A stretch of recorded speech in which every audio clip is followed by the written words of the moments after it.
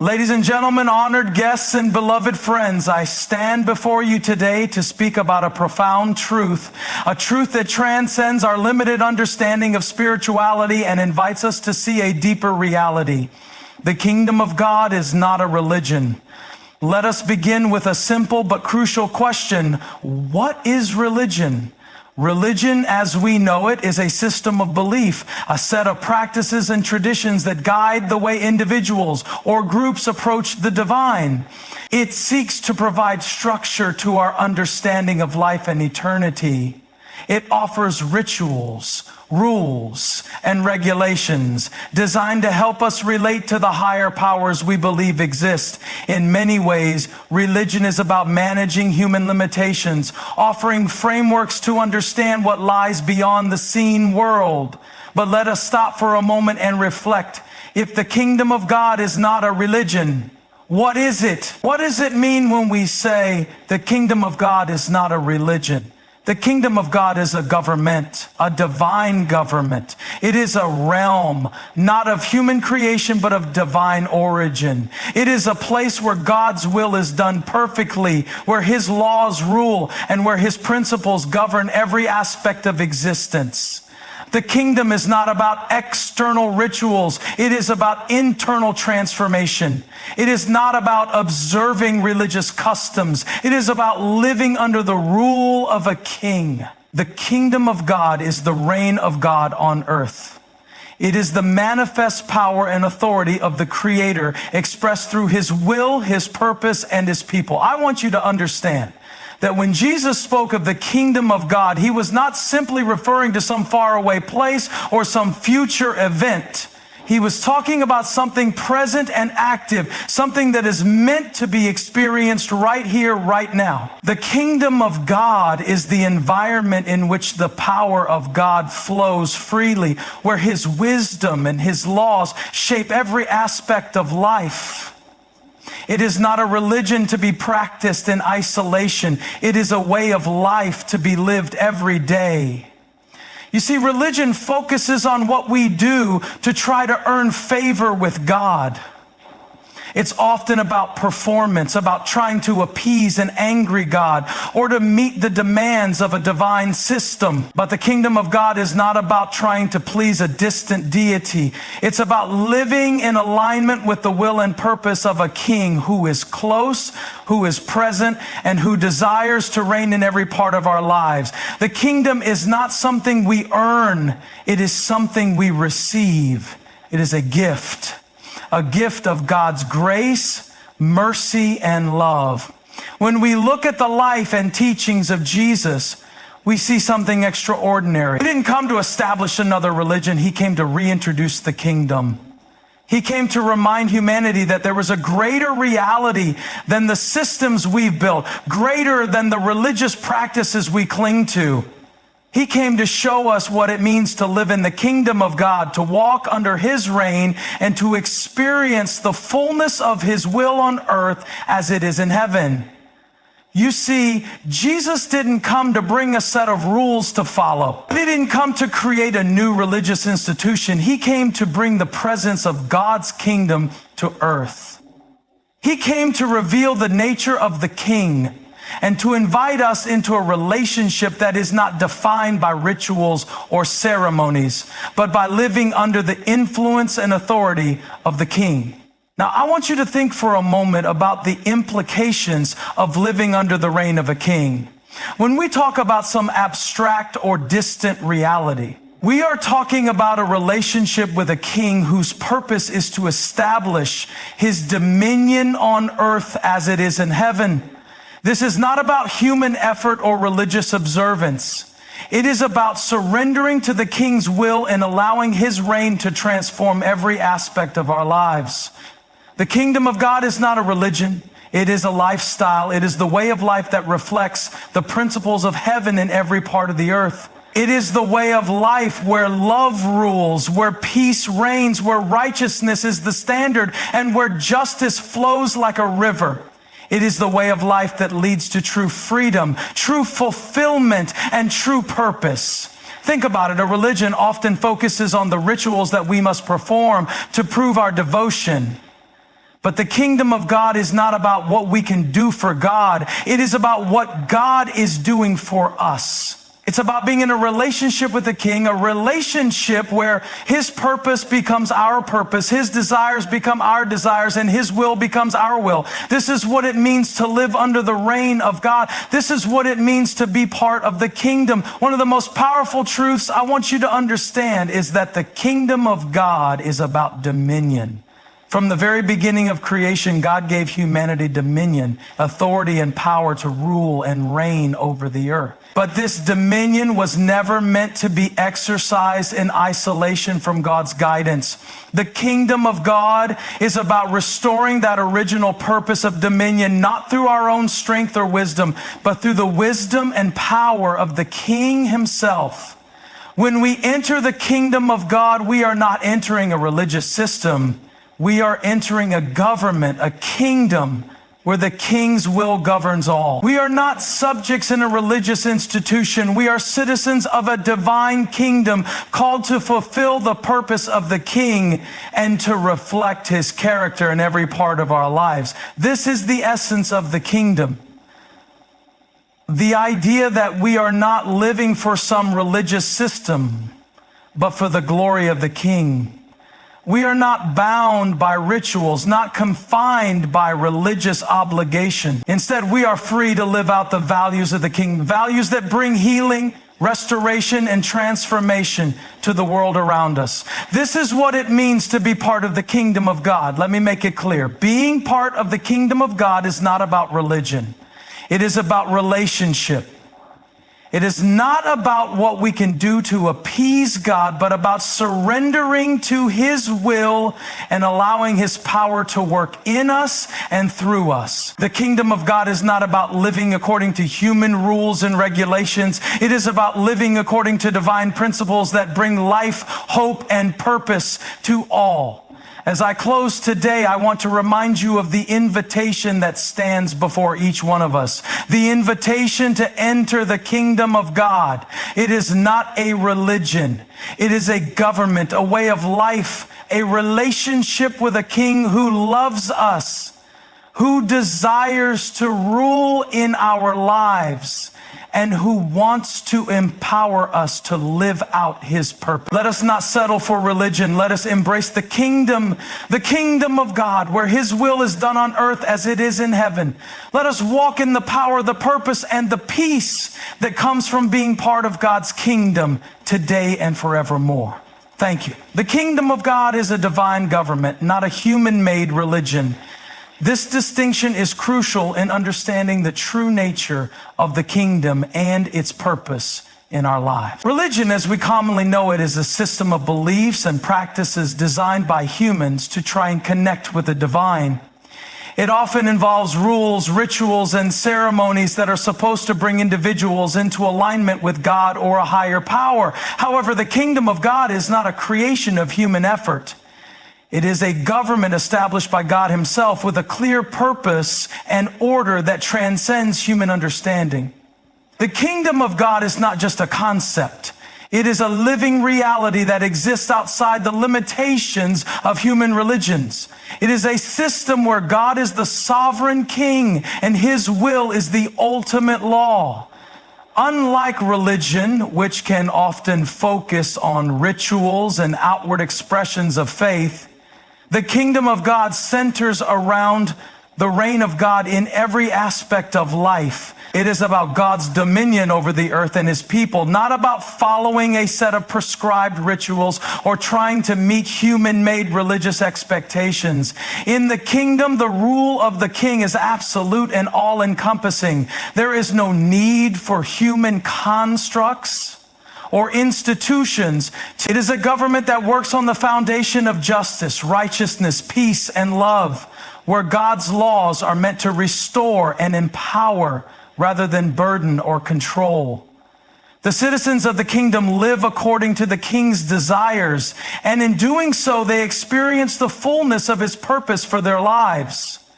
One of the key differences between religion and the kingdom is that the kingdom does not require us to prove our worthiness or to perform certain rituals to gain favor with God. The kingdom of God is a realm of grace where the king's love and mercy reign supreme.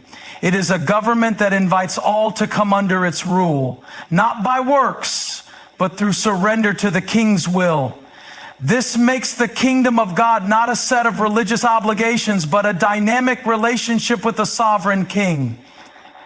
The kingdom of God is about living under the reign of a king, not performing rituals. This is a fundamental difference between religion and the kingdom. In many religious systems, the emphasis is often placed on external acts, rituals, traditions, and practices that are believed to please God or bring a person closer to the divine.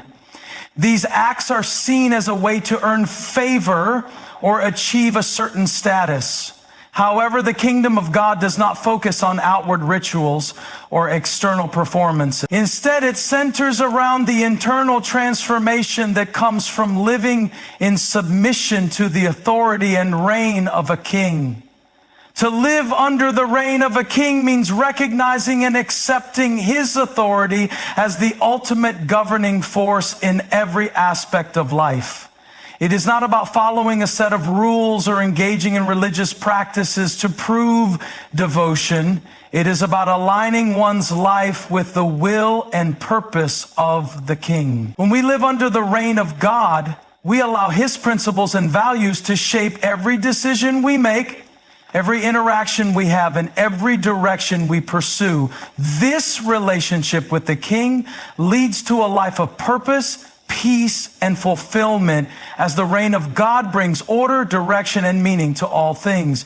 The kingdom of God calls for a radical shift in focus from external observances to internal transformation. It is not about performing rituals in an attempt to gain God's approval, but about yielding our hearts and lives to the king's rule. In the kingdom, the king does not require outward displays of piety. He desires hearts that are devoted to his will. The true evidence of one's relationship with the king is not found in rituals or acts of religious observance, but in the fruit of the life that submits to his reign: love, kindness, justice, and peace. Living under the reign of a king also means recognizing that we are not the ones in control. In a religious system, individuals often try to control their relationship with the divine through their actions.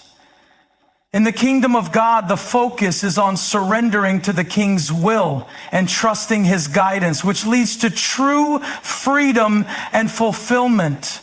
This surrender does not enslave us. It liberates us to live in the fullness of God's purpose, experiencing his presence and his guidance in every moment. The kingdom of God is about relationship with God, not adherence to religious rules.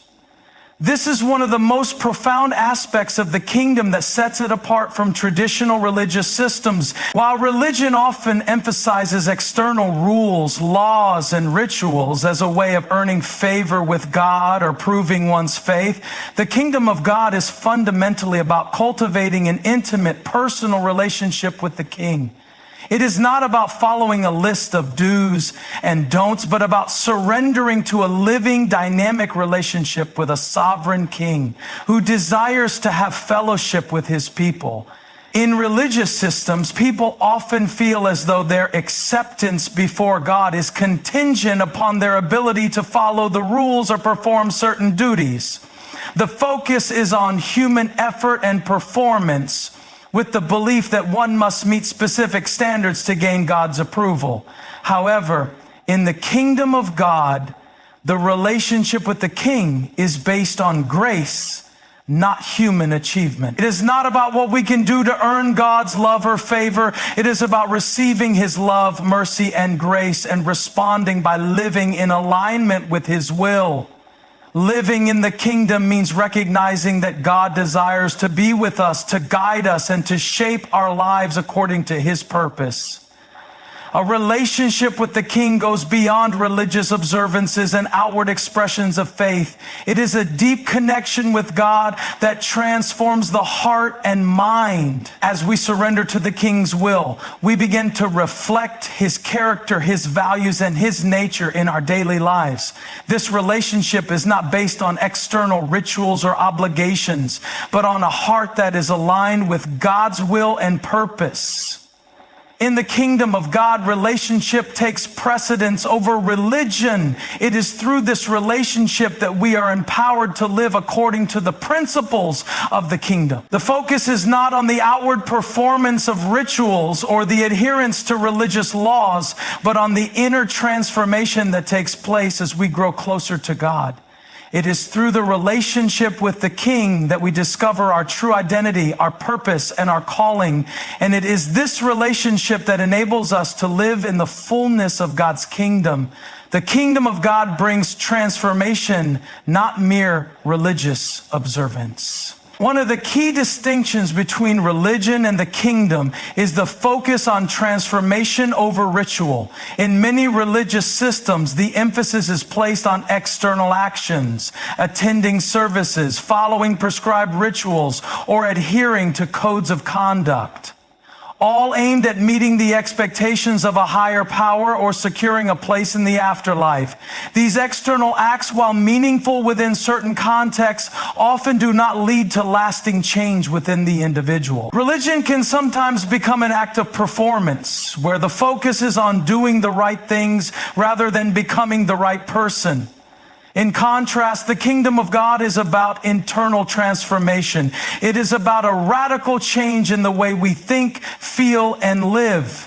When we enter the kingdom, we are not simply engaging in a set of practices designed to please God. We are being transformed from the inside out by His power and His presence. The kingdom operates on the principle that true change comes from the heart, and that when the heart is transformed, every aspect of life follows. This is not about modifying external behavior to conform to rules. It is about allowing the reign of God to reshape our very nature. The kingdom of God brings transformation by changing how we see the world and how we relate to it. It transforms our values, our priorities, and our actions. As citizens of the kingdom, we are called to reflect the nature of the King in everything we do. This means living in a way that reflects His justice, His mercy, His love, and His peace. The kingdom of God is not about conforming to a set of religious norms, but about being conformed to the image of the King Himself. It is a call to live out the kingdom's principles in every relationship, decision, and situation. This transformation is not a one-time event, but a continuous process. As we grow in our relationship with God and submit more fully to His reign, we experience deeper and more profound transformation. We begin to see our lives, our purpose, and the world around us from the perspective of the kingdom. This shift in perspective leads to true freedom.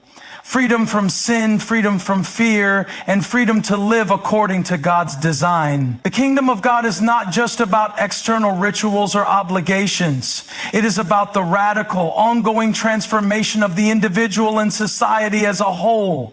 Living in the kingdom means fulfilling God's purpose, reflecting His character on earth. The essence of the kingdom is not just about personal salvation or spiritual escape. It is about embodying the will of God in every area of life.